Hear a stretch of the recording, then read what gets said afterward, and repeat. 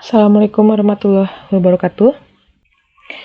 Baik Anda semua, hari ini kita akan melanjutkan materi pembelajaran kita. Kalau kemarin kita membahas tentang nilai-nilai dalam berwirausaha, hal-hal apa saja yang menjadi penentu sukses dalam berwirausaha, termasuk di dalamnya juga kemarin kita bahas tentang beberapa pengusaha atau entrepreneur yang mengaplikasikan nilai-nilai atau kunci kesuksesan dalam aplikasi kegiatan wirausahanya. Nah, harapan Ibu hal tersebut bisa menjadi inspirasi dan juga motivasi bagi Ananda semua jika suatu saat nanti Ananda ingin berwirausaha. Oke, pada materi kali ini kita akan membahas tentang motivasi dalam berwirausaha.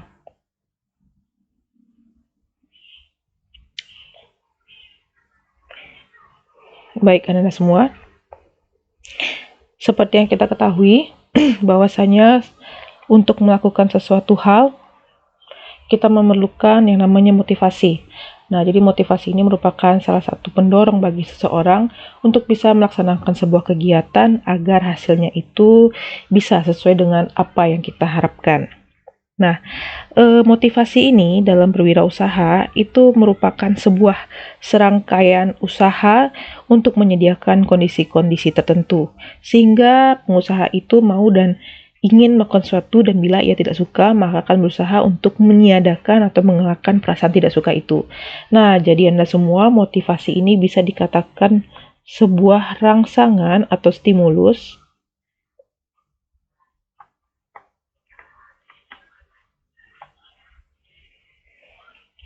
yang datang dari dalam diri orang tersebut. Nah, itu dia kenapa seseorang melakukan profesi wirausaha, bisa jadi karena ada sebuah rangsangan atau stimulus yang berada dalam pada dirinya sendiri.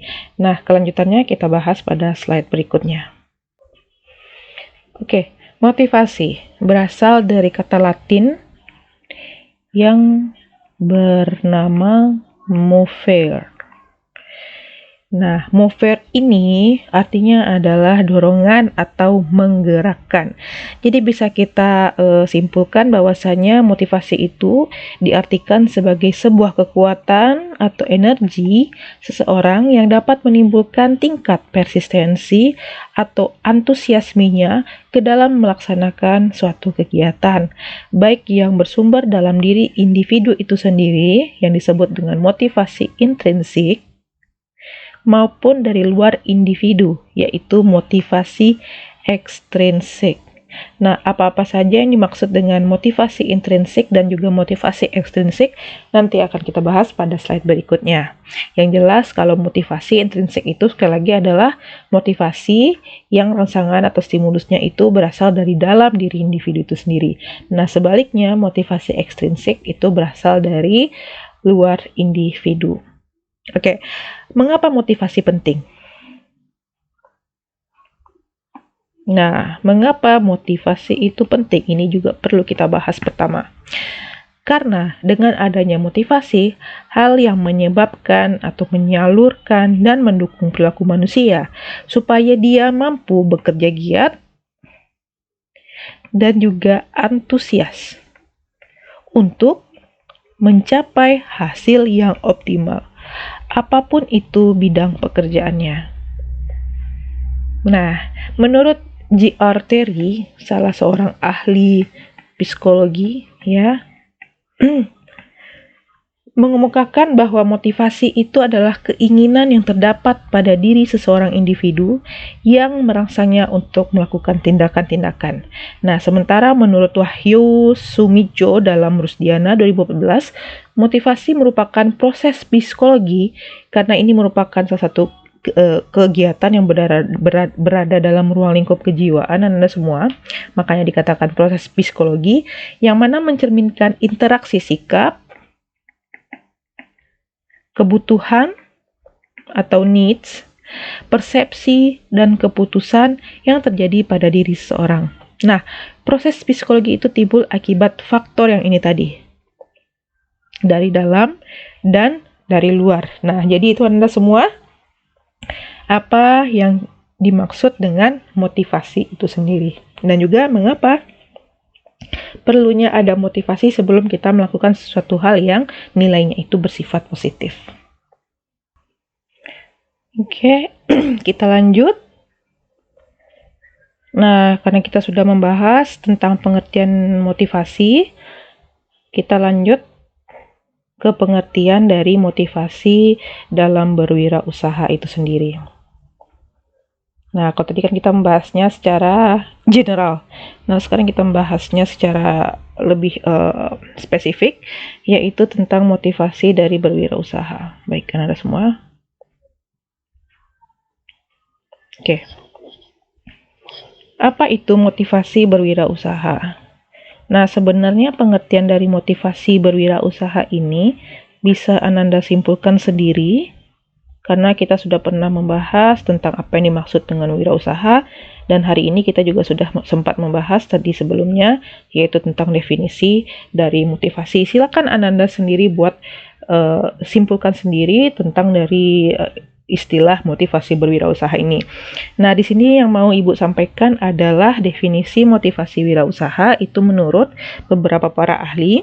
Salah satunya adalah menurut Herawati dalam Anwiani Sinarasri yang menyatakan bahwa motivasi berwirausaha itu berbentuk seperti adanya perhatian, kemudian kesenangan,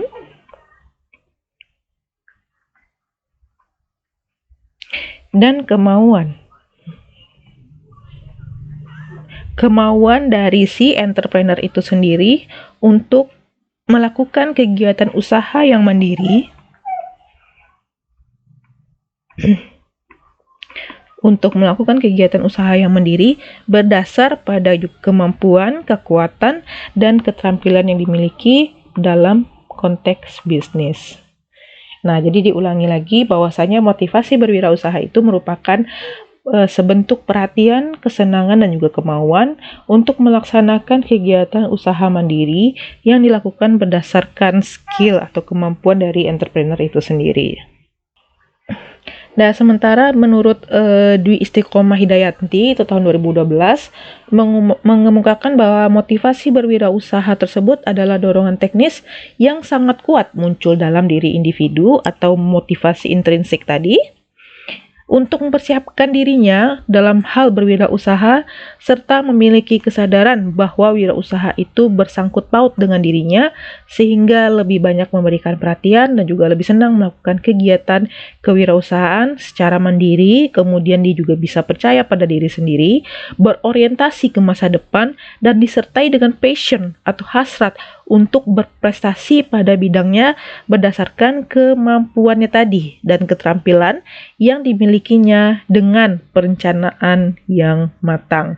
Nah, dari penjelasan mengenai motivasi berwirausaha menurut para ahli tadi, itu bisa kita simpulkan bahwasanya masing-masing pengertian tersebut sama-sama memiliki unsur yang sama-sama memiliki benang merahnya dalam mengartikan motivasi wirausaha itu sendiri, yaitu adanya perhatian, kesenangan, kemauan untuk melakukan kegiatan yang bersifat mandiri berdasarkan pada kemampuan itu tadi. Nah, ini jadi 3 benang merah dalam definisi motivasi berwirausaha.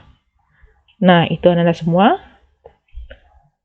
Oke, jangan lupakan benang merahnya agar kita bisa lebih mudah menghafal tentang definisi suatu istilah.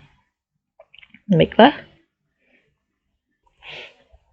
Baik, Anda, kita lanjut ke slide berikutnya, yaitu tentang siklus motivasi dalam berwirausaha. Nah, di slide ini kita akan membahas mengenai munculnya tahapan-tahapan dari sebuah motivasi kepada seorang entrepreneur ya atau calon entrepreneur dalam mendirikan sebuah usahanya. Oke, jadi di sini ada 1 2 3 4 5 siklus ya, di mana siklus pertamanya adalah dimulai dari sini. Adanya kebutuhan atau kesenjangan kebutuhan. Oke. Kalau misalnya kebutuhan, kita udah tahu artinya segala sesuatu hal yang memang kita inginkan atau memang kita perlukan, ya, yang kita perlukan untuk memenuhi proses hidup kita atau proses kita dalam berwirausaha. Nah, kalau kesenjangan kebutuhan ini, Ananda semua, itu adalah sebuah ketidakseimbangan antara kebutuhan dan ketersediaan alat pemenuhan kebutuhan tersebut. Atau istilah yang familiar mungkin bagi kita semua, ini disebut dengan kelangkaan atau scarcity bahasa Inggrisnya. Jadi kesenjangan atau gap dari kebutuhan itu terjadi karena sumber dayanya langka dari apa yang kita inginkan. Nah, itu yang menjadi siklus pertama dari adanya motivasi dalam berwirausaha. Nah, dengan adanya kebutuhan atau kesenjangan kebutuhan yang kita rasa itu belum ada di dalam pasar, ya, akhirnya kita sebagai seorang calon entrepreneur itu mulai merasa perlu mencari jalan keluar untuk memenuhi atau memuaskan kebutuhan atau kesenjangan kebutuhan tadi. Nah, dengan adanya ini muncul dalam bentuk ide atau rancangan sebuah ide. Rancangan atau sebuah ide. Nah, inilah yang disebut dengan pencarian jalan keluar dari adanya kelangkaan tadi. Oke, baik Anda semua. Nah, setelah ide atau rancangan ide itu tadi muncul, berikutnya adalah kita sudah mulai memilih perilaku untuk memenuhi dan memuaskan kebutuhan tersebut. Kalau di tahap kedua tadi, kita baru menggambarkan solusi dari kebutuhan tadi dengan cara memberikan ide atau rancangan ide. Nah, di tahap ketiga ini kita sudah mulai melakukan atau melaksanakan realisasi dari ide tersebut.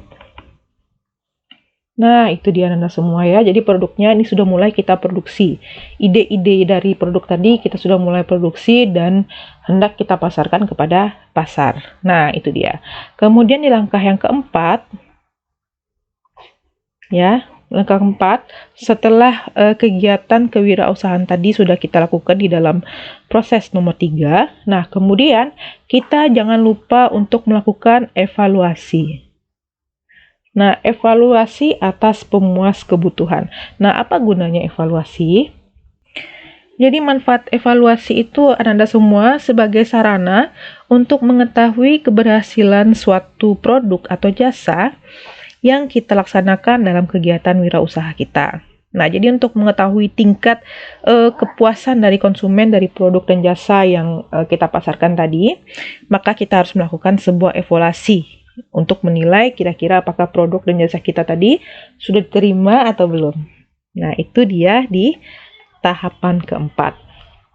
Nah, kemudian setelah kita lakukan evaluasi, kalau misalnya ternyata kita rasa produk kita tadi butuh sesuatu untuk bisa lebih memuaskan permintaan konsumen, maka kita di tahap ini, di tahap selanjutnya, kita perlu mengadakan atau melaksanakan unsur atau menambahkan unsur inovasi dalam produk atau jasa yang sudah kita pasarkan sebelumnya. Nah, inovasi ini bertujuan untuk penentuan kebutuhan di masa yang akan datang dan pencarian bagi orang-orang yang memiliki kebutuhan atau kelangkaan dalam kebutuhannya tadi. Nah, jadi di tahap kelima ini kita sudah mulai menjawab kembali lagi ke siklus 1, kebutuhan atau kesenjangan kebutuhan dengan kegiatan inovasi. Nah, itu Anda semua siklus motivasi dalam berwirausaha. Oke, lanjut. Kita masuk kepada teori-teori motivasi. Jadi dari segala macam jumlah teori-teori motivasi yang banyak dipakai oleh dunia akademik, ini ada 3 teori motivasi yang paling terkenal, yaitu adalah teori hierarki kebutuhan yang diciptakan oleh Abraham Maslow pada tahun 1943, ya, di mana teori kebutuhan ini itu berpendapat bahwa orang melakukan usaha dalam perilakunya memungkinkan untuk mengisi kekurangan yang ada dalam hidupnya. Jadi orang mengeluarkan usaha untuk memenuhi kebutuhan atau keinginannya. 1943. Yang kedua ada David McClelland Theory Sementara yang ketiga adalah reinforcement theory. Kalau David McClelland teori ini nanti Anda semua dia akan lebih berfokus pada 3 kebutuhan. Ya, yang pertama nanti ada kebutuhan pencapaian, ada kebutuhan kekuasaan, dan yang terakhir adalah kebutuhan hubungan. Nah, sementara yang ketiga ini, reinforcement theory adalah teori tentang pengukuhan. Di mana teori ini menggambarkan sebuah reinforcement positif atau pengukuhan positif berupa reward atau hadiah yang dapat mempengaruhi perilaku seorang untuk melakukan sebuah kegiatan atau suatu hal gitu ya. Jadi ini merupakan suatu perilaku yang menuntut adanya suatu pengukuhan sebelumnya. Nah, itu adalah prinsip dari reinforcement theory. Nah, jadi ketiga teori ini akan kita bahas pada slide-slide berikutnya Anda semua. Baik, kita lanjut. Nah, ini kita lebih bahas lebih mendalam lagi tentang Maslow Hierarchy of Needs atau teori Abraham Maslow mengenai sebuah motivasi yang digambarkan dalam sebuah hierarki berbentuk segitiga ini. Nah, di mana dalam bentuk segitiga ini ada beberapa level yang mana itu menggambarkan seseorang harus fulfill lower needs in order to move on to high needs. Jadi dia harus mengisi dulu kebutuhan yang paling rendah sampai ke kebutuhan paling tinggi untuk bisa menciptakan motivasi intrinsik dari dalam dirinya sendiri. Nah, ini dia penjelasannya. Jadi menurut Abraham Maslow ini, yang kita lihat di dalam hierarki ini, dia merasa bahwa seseorang itu bisa dimotivasi oleh kebutuhan yang belum dipuaskan. Dari yang paling rendah dulu, yang paling dasar dalam tata tingkat. Nah, setiap kebutuhan tersebut akan berhenti memotivasi perilaku dan kebutuhan berikutnya dalam hierarki tersebut menjadi kebutuhan yang lebih kuat. Nah, jadi untuk bisa memenuhi motivasi intrinsik tadi, memang seseorang harus memenuhi dulu kebutuhan-kebutuhan ini. Ada 5 tahapan kebutuhan. Yang pertama yang paling dasar itu adalah kebutuhan fisiologis. Fisiologis atau physiological bahasa Inggrisnya. Nah, ini adalah kebutuhan seseorang untuk memenuhi kebutuhan primernya seperti kebutuhan makan, minum, udara segar, dan seterusnya. Nah, jika kebutuhan ini tidak dipenuhi, maka individu itu akan bisa berhenti eksistensinya. Ini adalah kebutuhan dasar. Yang kedua adalah kebutuhan akan rasa aman, safety. Kebutuhan safety ini adalah kebutuhan untuk dilindungi dari berbentuk macam bahaya atau ancaman fisik.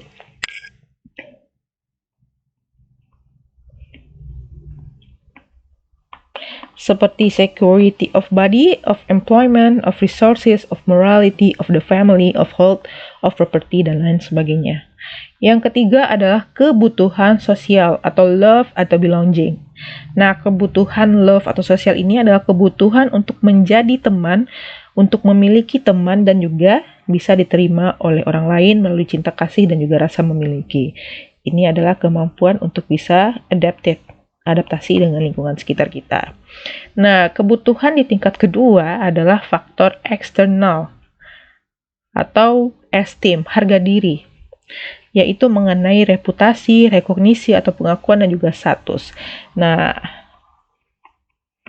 kebutuhan ini menyangkut self-esteem, perlindungan diri, martabat, dan lain sebagainya, kemudian kepercayaan diri, confidence, achievement, respect of others, and respect by others. Ini juga masih berhubungan dengan lingkungan eksternal seseorang.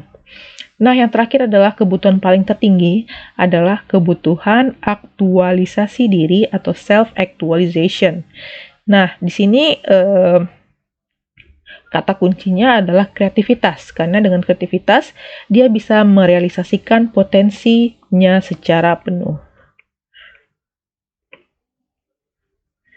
Kebutuhan akan kebebasan dalam melaksanakan tugas. Nah, kreativitas ini bisa terdiri dari morality, creativity, spontaneity, problem solving, lack of prejudice, and acceptance of facts. Nah, jadi bisa Anda lihat sendiri bahwasannya dari Maslow hierarki ini yang paling tertinggi adalah kreativitas. Nah, di mana kreativitas ini merupakan salah satu modal dasar bagi seorang entrepreneur untuk memulai usahanya. Nah, dengan kreativitas ini, seorang entrepreneur itu sudah akan mampu untuk menciptakan suatu produk atau jasa terbaru yang sebelumnya belum pernah terfikirkan oleh para kompetitornya atau oleh orang lain, sehingga ketika kreativitas ini sudah berwujud menjadi sebuah produk atau jasa, kemungkinan permintaan konsumen itu pasti akan meningkat dengan tajam, ya, karena ini adalah sebuah produk yang belum pernah diciptakan oleh orang sebelumnya. Nah, itu dia anak semua. Jadi mulai dari awal, mulai dari dasar, kebutuhan ini sudah harus kita miliki. Baru kita bisa memotivasi sehingga bisa menciptakan hal-hal yang bernilai jual tinggi. Baik, anak semua, selanjutnya adalah David McClelland Theory. Teori kebutuhan McClelland atau McClelland's Theory of Needs dikembangkan oleh David dan rekan-rekannya. Jadi teori ini berfokus pada 3 kebutuhan. Yang pertama adalah need for achievement atau kebutuhan untuk pencapaian, kemudian need for power, kebutuhan untuk kekuasaan, dan yang terakhir adalah kebutuhan hubungan atau need for evaluation.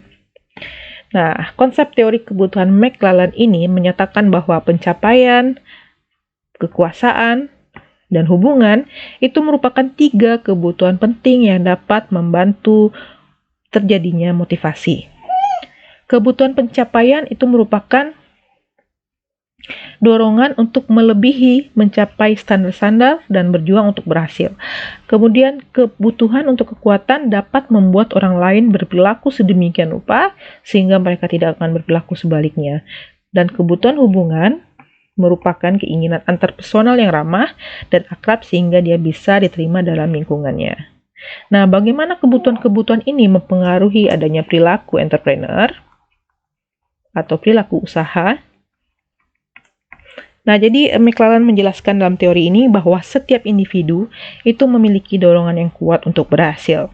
Jadi dorongan ini Ananda nanti akan mengarahkan kita untuk berjuang lebih keras untuk memperoleh pencapaian pribadi ketimbang memperoleh penghargaan. Nah, hal inilah kemudian yang menyebabkan ia melakukan sesuatu yang lebih efisien dibandingkan sebelumnya. Nah, dorongan yang pertama ini disebut dengan NACH, yaitu kebutuhan akan pencapaian, need of achievement. Nah, kemudian ada NPO, yaitu singkatan dari need of performance, merupakan keinginan untuk memiliki pengaruh menjadi berpengaruh untuk mengendalikan individu lain. Nah, kegiatan ini digunakan untuk promosi atau ketika memasarkan barang atau produk yang akan kita jual nantinya. Nah, individu yang memiliki NPO yang tinggi itu biasanya seorang entrepreneur yang suka bertanggung jawab, berjuang untuk mempengaruhi individu yang lain. Nah, dengan adanya kekuatan dia untuk mempengaruhi orang lain, otomatis dia akan bisa membuat orang untuk berpikir bahwasanya produk yang dia buat atau produk yang dia jual itu benar-benar sangat dibutuhkan oleh calon konsumen atau calon konsumen tadi. Kemudian si NPO tinggi ini juga senang ditempatkan dalam situasi kompetitif dan berorientasi pada status. Nah, itu dia semuanya. Sementara need for affiliation. Nah, afiliasi atau NF itu benar-benar sangat diperlukan. Salah satu unsur yang diperlukan dalam kegiatan wirausaha karena yang namanya afiliasi itu merupakan mitra atau bisa juga disebut dengan koalisi. Nah, kapan kita membutuhkan afiliasi ini? Banyak macamnya.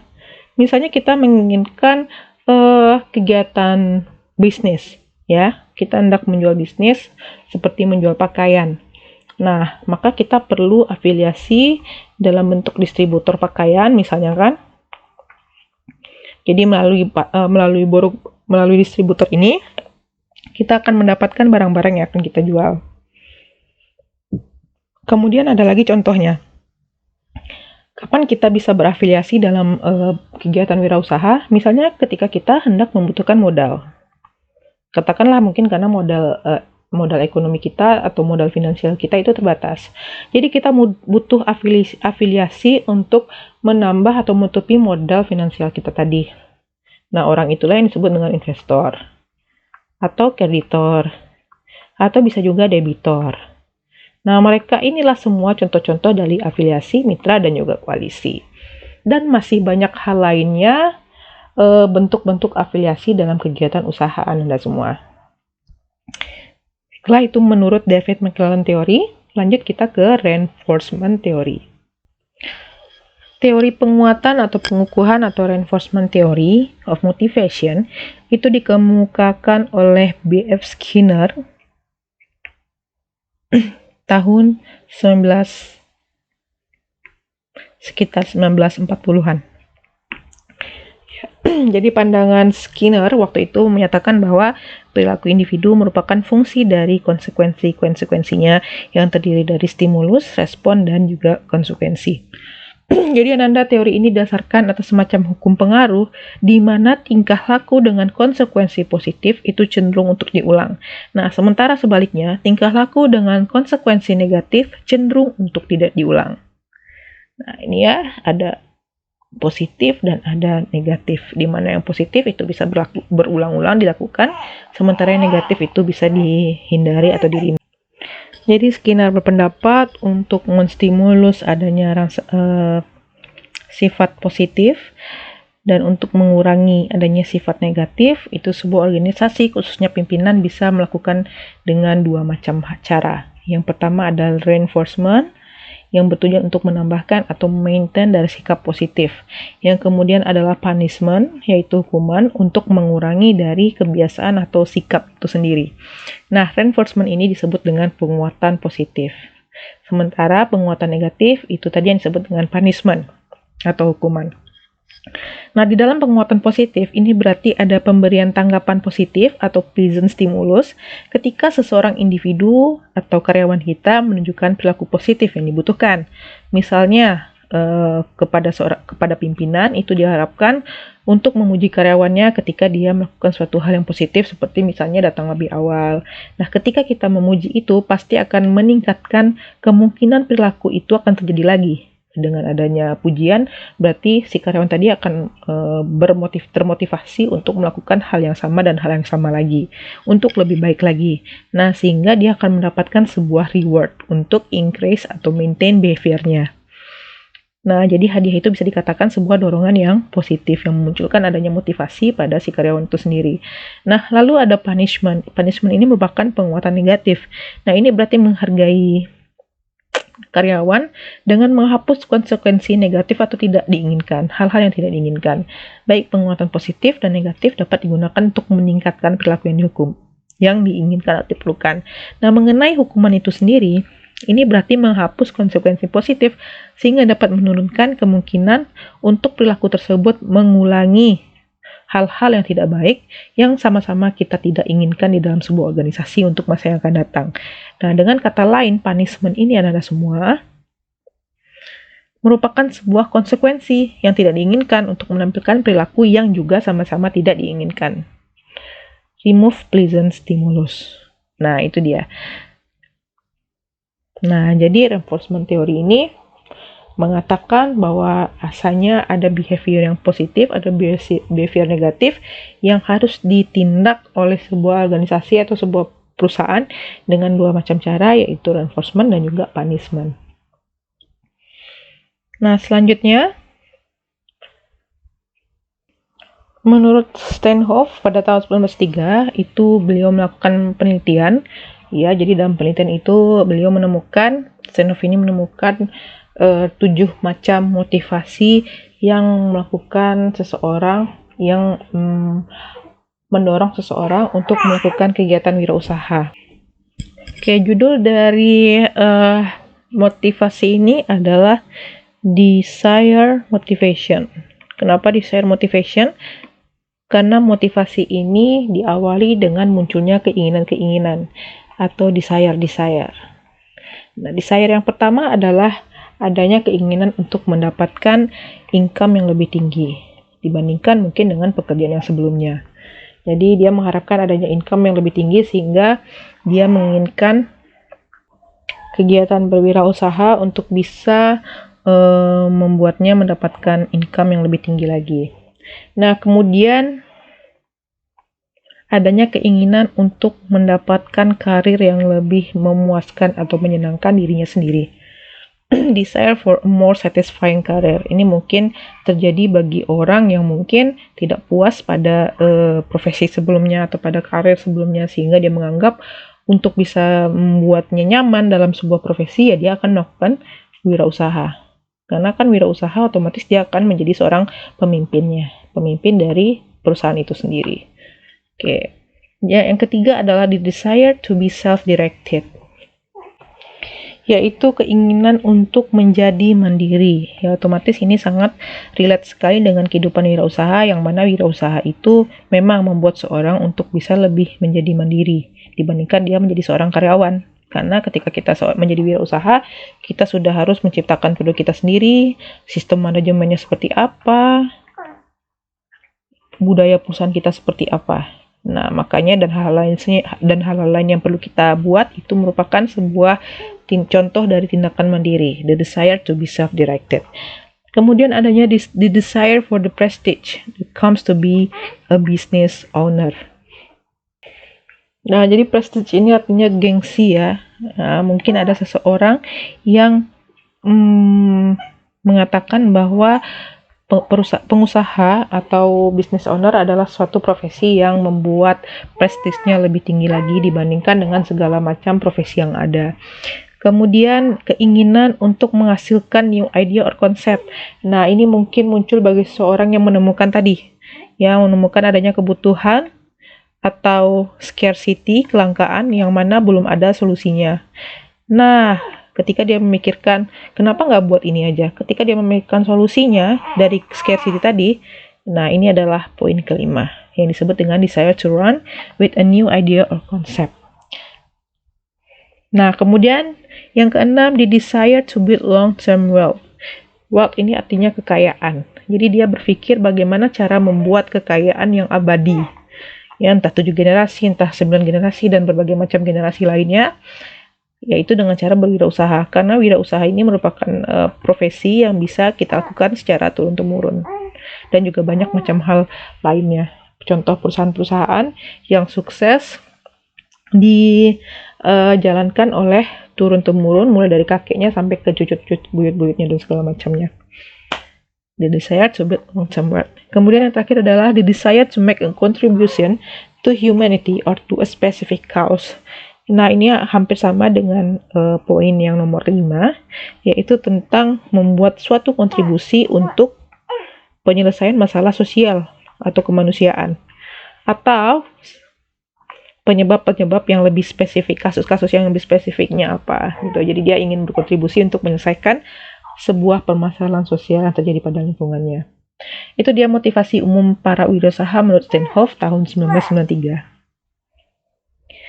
Nah, sementara menurut Wirasasmita tahun 94, motivasi umum para wirausaha itu mendirikan usahanya ada 4 macam. Yang pertama karena keuangan, ini kurang lebih penjelasannya hampir sama dengan slide sebelumnya. Kemudian juga pelayanan, ingin berkontribusi untuk melayani masyarakat akan hal-hal yang terjadi dalam masyarakat atau lingkungan sosial tersebut.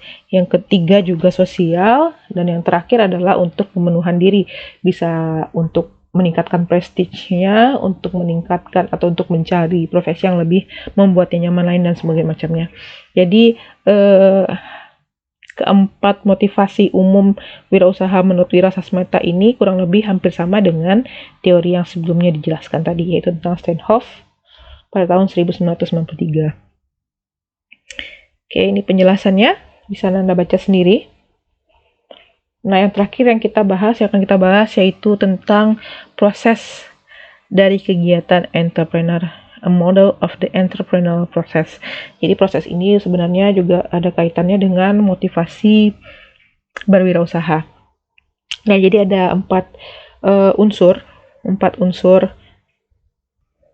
yang bisa memicu adanya kegiatan entrepreneur. Ya, yang pertama adalah inovasi atau innovation. Yang kedua adalah kejadian pemicu atau triggering event. Yang ketiga adalah pelaksanaan atau implementation. Dan yang keempat adalah perkembangan atau pertumbuhan. Dengan bahasa Inggrisnya adalah growth. Nah, untuk proses pertama, innovation, itu bisa dipicu dengan beberapa keadaan. Ya, yang pertama adalah personal. Nah, inovasi itu bisa muncul jika personal tersebut memiliki hal-hal berikut. Achievement, locus of control, ambiguity tolerance, dan lain-lain sebagainya, sampai opportunity recognition. Nah, kemudian innovation itu juga dimunculkan atau dipicu dengan keadaan environment atau lingkungan. Lingkungan apa dimaksud adalah lingkungan entrepreneur, dan bagaimana karakter kepemimpinannya, manajer, komitmennya seperti apa, dan juga vision. Nah, jadi inovasi ini bisa terlahir jika ada dorongan yang positif dari personal si entrepreneur itu sendiri dan juga dari lingkungan entrepreneur itu sendiri. Nah, kemudian kalau misalnya inovasi sudah muncul, maka kita akan lanjut ke proses kedua, yaitu triggering event. Kira-kira kejadian-kejadian apa saja yang memicu adanya proses entrepreneurial itu sendiri. Nah, pemicunya itu bisa disebabkan oleh beberapa hal. Bisa disebabkan oleh personal, bisa disebabkan oleh environment atau lingkungan, bisa juga ini personal dilihat dari poin-poin lainnya selain dari poin yang pertama, risk taking, job justification, sampai resources. Oke, ada 4 macam ya yang memicu terjadinya triggering event. Nah, kalau environment lainnya yang bisa memicu triggering event ini adalah kondisi ekonomi, kondisi persaingan, kondisi sumber daya, kondisi inkubator, dan juga bagaimana kebijakan pemerintahan. Nah, itu bisa memicu adanya event-event yang bisa kita jadikan untuk awal peluang untuk membuka sebuah usaha. Nah, kemudian ini juga ada sociological ya, sociological. Sociological ini adalah unsur-unsur yang memuat tentang networks, team, parents, family, role models, advisor. Ini juga mempengaruhi adanya triggering event. Lanjut kita ke implementation. Nah, di proses implementation ini berarti usaha kita sudah mulai kita realisasikan. Sudah jalan usahanya. Nah, untuk membuat suatu usaha itu bisa berjalan atau implementasinya itu bisa sesuai dengan yang kita harapkan, bisa berjalan dengan lancar dan tanpa kendala, itu tentu harus didukung oleh beberapa unsur, ya. Seperti environment yang terdiri dari ini, yang di kotak pink ini ya. Kemudian juga harus ada dukungan dari sociological yang dimiliki dari perusahaan itu sendiri atau pengusaha itu, seperti network, team, parents, dan lain sebagainya. Kemudian kembali lagi ke personal, ya, ke personal, tapi ini lebih kepada unsur-unsur internal dari perusahaan, seperti si pengusahanya, pemimpinnya, manajernya, komitmen, dan juga visi dan misi. Harus sesuai. Harus konsisten kita melaksanakan visi dan misi agar itu bisa sesuai dengan tujuan kita. Ya. Lalu juga dipengaruhi oleh environment di kotak hijau yang terdiri dari competitors, customer, supplier, investor, bankers, lawyers, resources, government policy, ekonomi. Nah, jadi ini sudah lebih luas cakupannya dibandingkan dengan environment sebelumnya. Oke, itu dia yang mempengaruhi suksesnya pelaksanaan dari sebuah usaha. Dan yang terakhir, jika kita berhasil melaksanakan atau implementasi kita tadi sesuai dengan rencana, maka usaha kita itu bisa kita kembangkan lebih baik lagi. Nah, untuk membuat usaha lebih berkembang lagi, ada juga beberapa unsur yang perlu kita perhatikan, seperti personal, lingkungan internal dari si perusahaan kita tadi, kemudian juga organisasinya seperti apa. Nah, untuk unsur organisasi ini itu terdiri dari tim, strategi, struktur organisasi, budaya organisasi, dan juga produk-produknya. Produk kita harus kita kembangkan, jangan sampai produk yang kita jalankan ketika usaha kita berkembang itu hampir sama dengan produk yang waktu kita pasarkan ketika usaha kita itu baru kita rintis. Dan yang terakhir, growth ini juga bisa dipengaruhi dengan adanya kondisi lingkungan yang baik di kotak hijau ini. Nah, jadi itu adalah semua, ini adalah a model of the entrepreneurial process. Sekali lagi, ini adalah skema yang menggambarkan tentang proses-proses entrepreneurial yang juga didukung oleh beberapa unsur-unsur seperti ini. Oke. Baik Anda semua, untuk pertemuan hari ini pembahasan kita mengenai motivasi berwirausaha, Ibu cukupkan dulu sampai di sini. Ditunggu pertanyaan dan juga pendapatnya atau saran Anda semua terkait dengan materi kita pada hari ini. Nanti kita akan bahas nanti di forum LMS ya. Nanti akan Ibu berikan kesempatan sesi pertanyaan untuk Anda semua. Baik Anda semua, Ibu akhiri dulu pertemuan kita pada hari ini. Mohon maaf kalau misalnya ada hal-hal yang kurang dan segala keterbatasan. Wassalamualaikum warahmatullahi wabarakatuh.